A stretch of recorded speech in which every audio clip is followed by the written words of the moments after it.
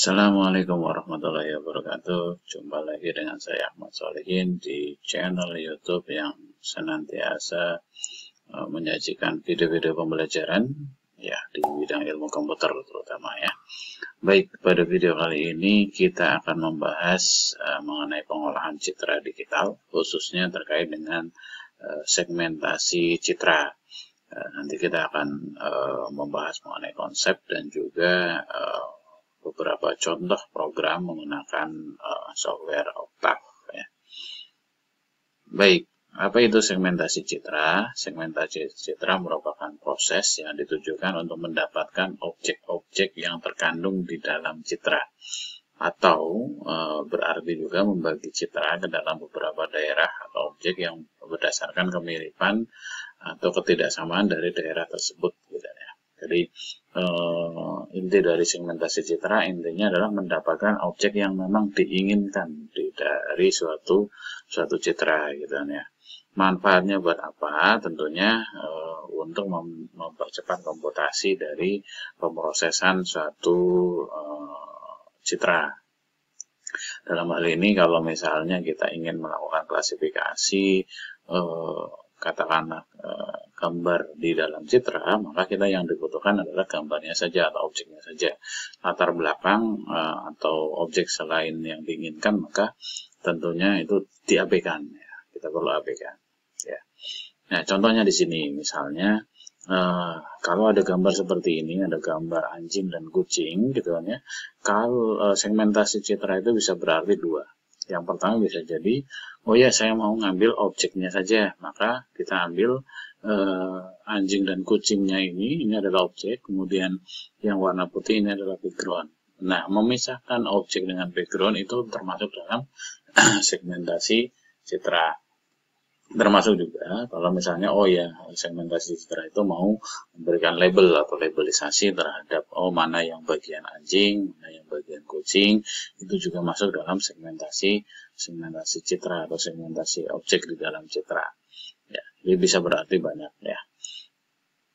Oke, contoh segmentasi citra itu pada dasarnya adalah proses untuk mengidentifikasi kelompok-kelompok piksel yang memiliki kesamaan. Ya, contohnya di sini ada gambar harimau. Ya, tentunya objek harimau sendiri yang di sini. Ya, ini merupakan objek yang memiliki kesamaan-kesamaan dari sisi piksel-piksel tersebut gitu ya. Dan kemudian kelompok yang lain misalnya ada daerah rerumputan di sini.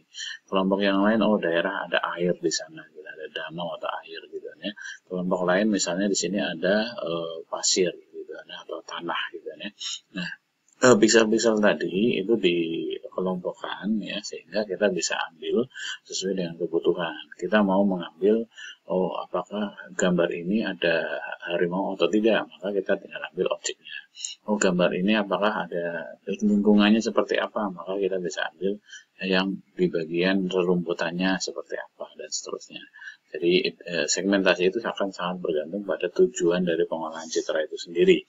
Pada saat kita ingin mendapatkan katakanlah objeknya, maka kita ambil objeknya. Pada saat kita ingin mendapatkan backgroundnya, maka yang kita cari adalah backgroundnya. Nah, proses memisahkan ya, hal piksel-piksel tersebut gitu ya, atau objek dan background dan sebagainya, maka itu disebut sebagai segmentasi citra. Nah, secara umum tujuan dari segmentasi citra itu kurang lebih ada dua. Yang pertama adalah kuantifikasi properti dari objek di dalam citra. Misalnya, kita ingin melihat atau mengetahui berapa ukuran tumor. Ya, jadi ada citra, misalnya citra tumor atau citra jaringan tubuh tertentu. Kemudian, kita ingin mengidentifikasi, di situ ada tumor atau tidak, berapa ukurannya, ya nantinya akan membesar atau mengecil dan sebagainya, gitu ya. Maka kita tinggal segmentasi bagian-bagian tumor tersebut, gitu ya. Tentunya tumor itu kan secara medis itu bisa dilihat dengan pertumbuhan sel yang mungkin berbeda dibanding yang lain ya. Secara citra itu juga sebenarnya bisa dideteksi ya, ada pola-pola tertentu yang berbeda dan itu kita bisa tangkap, kita bisa segmentasi.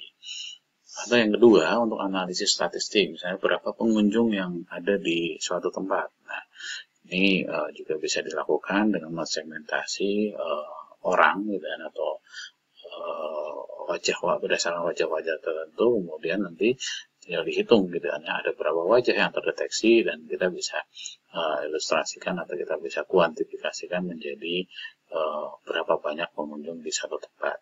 Kemudian juga bisa menghitung jumlah objek tertentu, berapa banyak orang di ruangan, untuk melihat misalnya kadang-kadang penelitiannya, saya ingin tahu apakah di ruangan ini terjadi kerumunan atau tidak gitu ya. Pada saat terjadi kerumunan mungkin ada warning atau ada pengeras suara yang menyatakan suruh jaga jarak dan sebagainya dalam rangka pencegahan misalnya COVID-19. Oke, itu kuantifikasi properti. Kemudian tujuan yang kedua adalah deteksi atau lokalisasi. Nah, ini bahasa Inggrisnya localization ya, tapi kalau bahasa Indonesianya terkesan gimana gitu ya, lokalisasi ya. Intinya sih melokalisir ya, melokalisir letak atau posisi dari objek. Ya, misalnya, kita mau melihat di situ ada lalu lintas gitu kan ya, maka kita bisa lokalisir mana bagian kendaraan, mana bagian orang gitu kan ya, sekumpulan orang di situ ada apa tidak dan seterusnya. Adakah orang di dalam kendaraan misalnya, atau adakah orang di depan kendaraan, itu juga termasuk deteksi atau lokalisir. Apakah ada objek, apakah ada orang. Nah, bicara deteksi ini lebih ke arah ada atau tidak ya, true false ya. Keberadaan atau ketidakberadaan dari satu objek itu disebut sebagai deteksi. Nanti lebih lanjut lagi setelah deteksi biasanya adalah klasifikasi. Klasifikasi itu siapa atau mungkin ini objeknya apa. Nah, kalau sudah bicara objeknya apa, itu sudah bicara klasifikasi. Setelah itu mungkin tingkatan lebih tinggi adalah identifikasi. Objeknya ini siapa misalnya.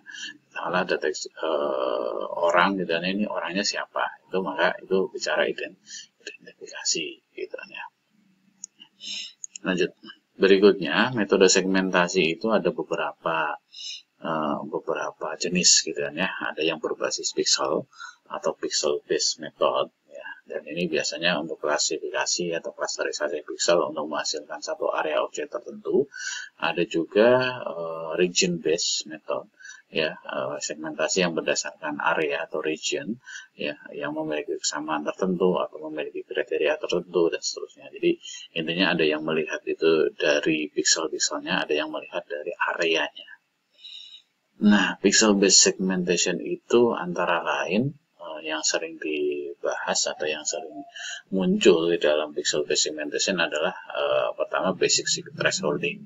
Nah, ini yang paling umum sering dibahas ya, thresholding ya, threshold gitu ya. Jadi klasifikasi citra berdasarkan satu nilai threshold atau global thresholding.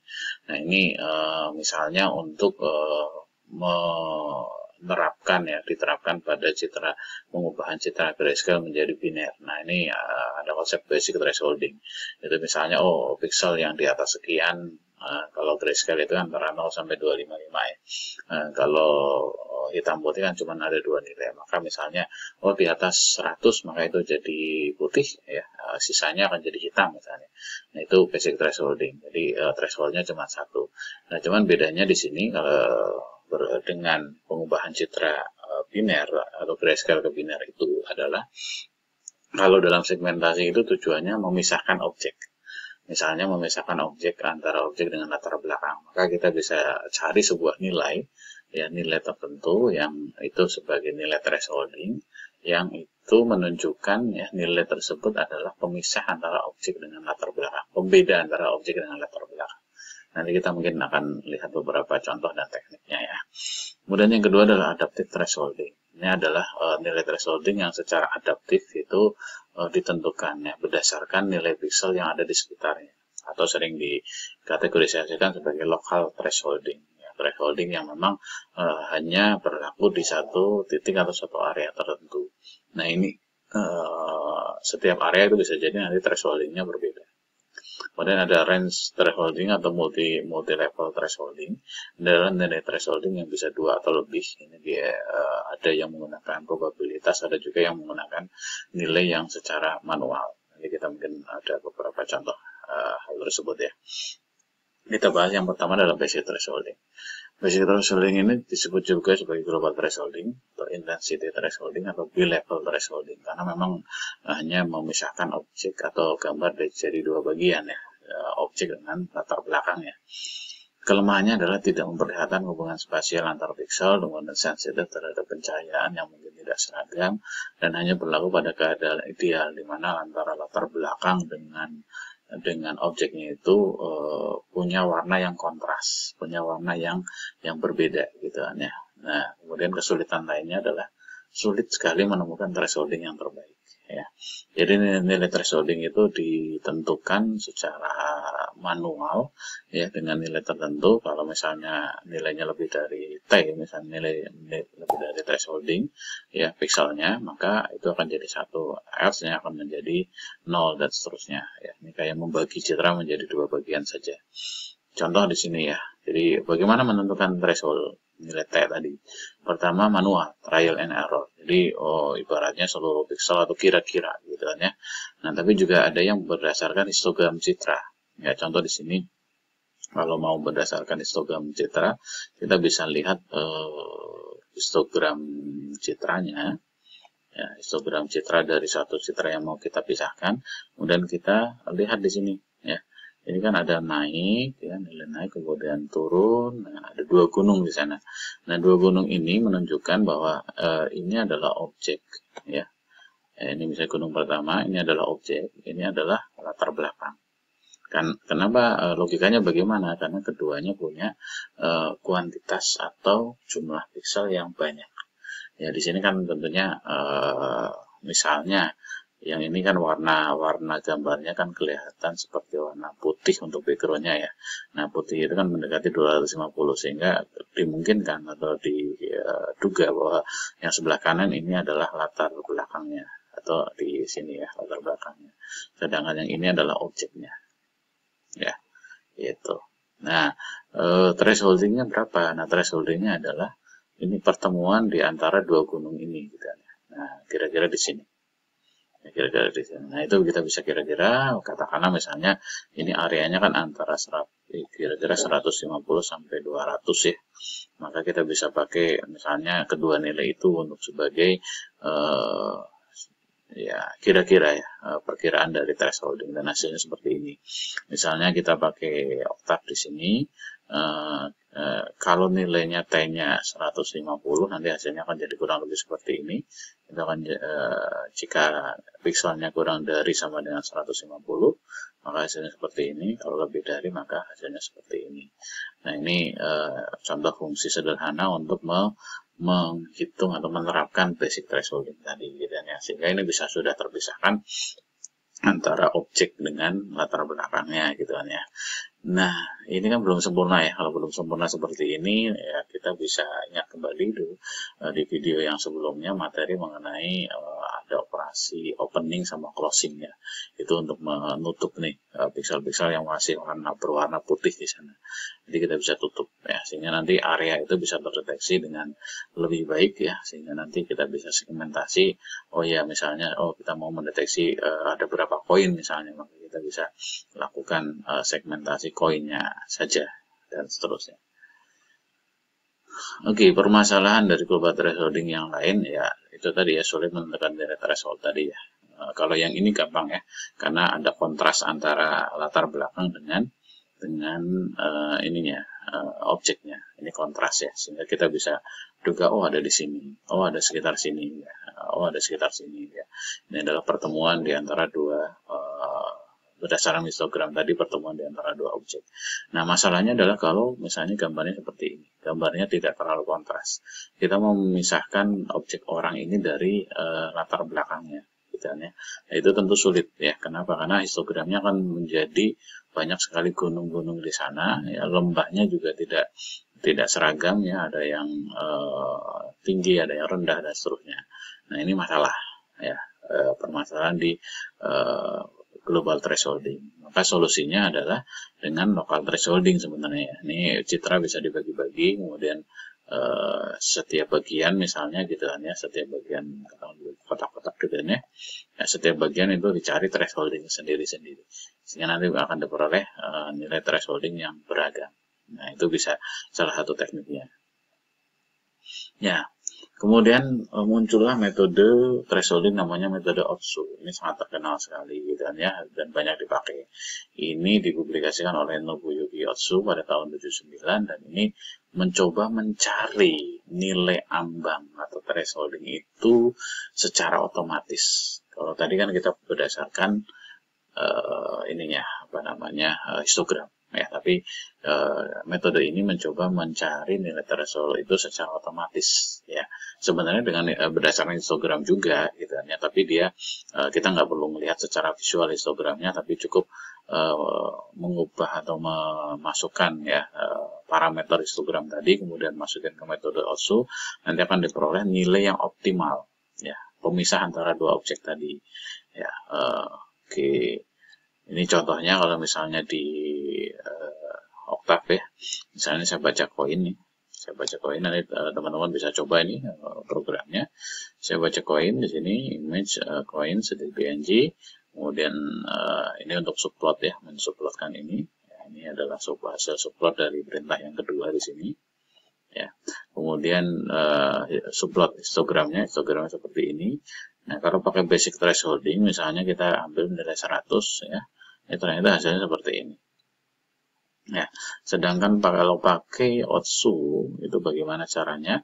Tinggal histogramnya itu disimpan dalam variabel, kemudian masukin ke nilai atau ke fungsi Otsu thresh. Ya, dia akan masuk ke sana, ya, dapatlah nilai thresholding ini. Ya, nilai thresholding ini karena dia berupa bilangan antara 0 sampai 1, maka kita kalikan dengan nilai 255. Ya, nanti akan didapatkan nilai threshold tadi atau nilai T tadi, kemudian kita bisa masukkan sebagai nilai thresholding dari basic thresholding tadi gitu kan ya. Jadi dilakukan secara otomatis. Kalau yang ini kan manual ya.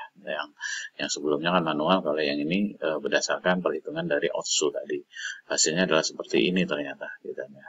Tidak terlalu sempurna, tapi mungkin perlu ya adjustment yang lain gitu kan ya sebelum disempurnakan, nah intinya gitu kan ya.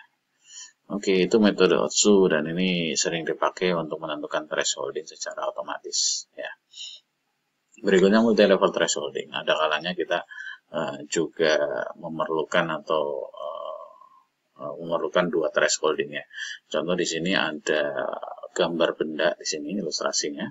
Ya, kita mau mendapatkan katakanlah mau ngambil hanya yang segitiga aja, atau mau mengambil hanya yang arah panah aja, atau mau mengambil hanya yang lingkaran saja, maka kita memerlukan dua thresholding. Kenapa? Karena ini ada beberapa nilai yang dalam rentang yang berbeda-beda gitu kan ya. Nah, misalnya histogramnya kurang lebih seperti ini, maka ini yang ujung-ujung di ada puncak-puncak ini nih, ini objek ya, objek 1, objek 2, objek 3 dan seterusnya.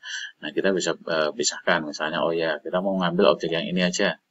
Ini adalah objek lingkaran. Kenapa lingkaran? Karena ini agak hitam. Ya. Objek lingkaran di sini, maka kita bisa pakai dua thresholding di sini, kanan dan kiri, sehingga nanti akan diperoleh hanya objek lingkaran saja. Ya, misalnya ini cara penerapannya bagaimana ya? Tinggal nilai thresholding ada 2, T1 dan T2. Nanti kalau kurang dari T1, kalau lebih dari T2 misalnya, atau lebih dari T2, maka dibikin 0, sisanya adalah dibikin 1. Nah, ini dengan ambang 50 dan 100 hasilnya cuman lingkaran saja nih ya, yang diperoleh. Kalau ambang 175 sampai 200 nanti kotak saja yang diperoleh. Kalau sekian sampai sekian, nah nilai-nilai ini dari mana gitu ya, coba-coba atau lihat histogramnya.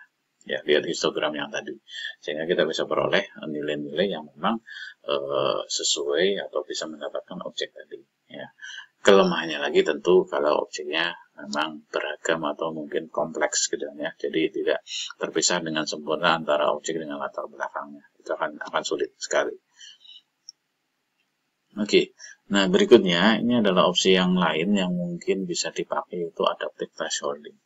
Adaptif ini adalah yang tadi sudah disinggung di awal, bahwa nilai thresholding itu dilakukan secara lokal pada area tertentu saja berdasarkan statistik dari pixel-pixel tetangga. Ya. Jadi itu namanya kurang lebih adaptive thresholding seperti itu, sehingga tidak di keseluruhan citra, tapi hanya di area tertentu. Ya. Nah, konsep penentuan itu tentu menggunakan windowing ya, konsep windowing. Jadi nilai threshold ditentukan berdasarkan nilai pixel tetangga pada window dengan ukuran tertentu. Nilai threshold untuk setiap window dapat berbeda-beda atau disebut adaptif tadi. Algoritma penentuan thresholding ada yang pakai rata, ada yang pakai max min, ada yang pakai nilai tengah. Bahkan mungkin bisa menggunakan Otsu juga bisa ya. Jadi tinggal kita modifikasi dengan histogram, mendapatkan histogram dari area tertentu, kemudian di Otsukan gitu ya. Nah, kita bahas 3 metode ini ya.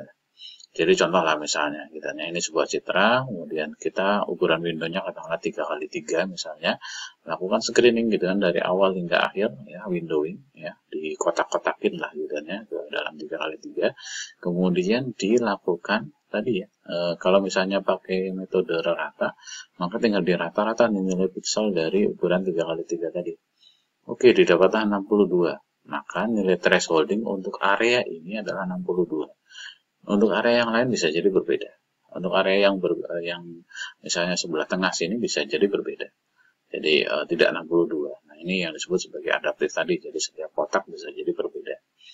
Kemudian kalau pakai nilai terbesar terkecil itu juga sama ya. Perbedaannya kalau tadi kan nyari rata-rata ya. Kalau ini cari ya dari window ini nilai terbesarnya adalah 78 ya. Kemudian nilai terkecilnya adalah 50. Maka tinggal 78 ditambah 50 dibagi 2. Ya, hasilnya adalah 64. Yang ketiga dengan nilai tengah. Nilai tengah itu dengan mengurutkan. Ya, mengurutkan pixel-pixel yang ada di dalam window. Sehingga kita bisa urutkan 50, 55, 60, bla bla gitu. Kemudian dicari nilai tengahnya. Karena ini ada 3x3, ya ada 9 nilai, maka nilai tengahnya ada di posisi kelima. Hasilnya adalah 60. Ya, biasanya sih pengalaman saya mengolah citra pakai median atau nilai tengah ini punya akurasi yang lebih baik, tapi membutuhkan waktu yang lama karena dia harus ada proses sorting atau pengurutan ya. Atau mendapatkan nilai median tadi pasti melibatkan pengurutan. Itu dia adaptive thresholding. Nah, ini contoh hasilnya ya, pakai nilai tengah, hasilnya seperti ini dengan ukuran window-nya 4x4, kemudian C-nya adalah 0, ya artinya tidak plus minusnya 0. Kemudian ini ada window yang berbeda dengan parameter berbeda bisa menghasilkan hasil yang berbeda-beda. Ini pakai max min ya, dan seterusnya. Oke, untuk melakukan segmentasi warna mungkin nanti kita bisa bahas di kesempatan yang berbeda. Intinya kalau kita mau melakukan segmentasi pada citra berwarna, maka kita bisa menggunakan ruang warna, misalnya HLS atau HSL gitu ya, dengan mendapatkan komponen misalnya hue-nya atau saturation-nya atau yang lainnya gitu ya. Nah, itu kita bisa menggunakan nanti fungsi keanggotaan misalnya menerapkan dengan fuzzy untuk melakukan segmentasi warna tertentu. Misalnya dalam pencarian, saya mau cari warna biru ya dari citra, maka kita bisa lakukan segmentasi warna biru dan seterusnya. Baik, aplikasinya saya kira banyak ya, tadi sudah disinggung gitu kan ya. Ya intinya berbagai macam aplikasi untuk pengolahan citra, baik itu klasifikasi, identifikasi, deteksi itu sebagian besar itu menggunakan konsep segmentasi, artinya diawali dengan segmentasi. Tujuan besarnya adalah ya tadi ya, untuk mengoptimasi proses komputasi sehingga tidak terlalu lama gitu ya dalam proses komputasi dari citra atau proses aplikasi tersebut ya. Baik, saya kira itu mudah-mudahan video ini bermanfaat. Nanti mungkin di lain kesempatan kita bisa memperdalam lagi terkait dengan segmentasi citra ini ya, dengan contoh-contoh yang mungkin lebih banyak lagi ya. Mudah-mudahan bermanfaat. Sampai ketemu lagi. Sampai jumpa lagi. Assalamualaikum warahmatullahi wabarakatuh.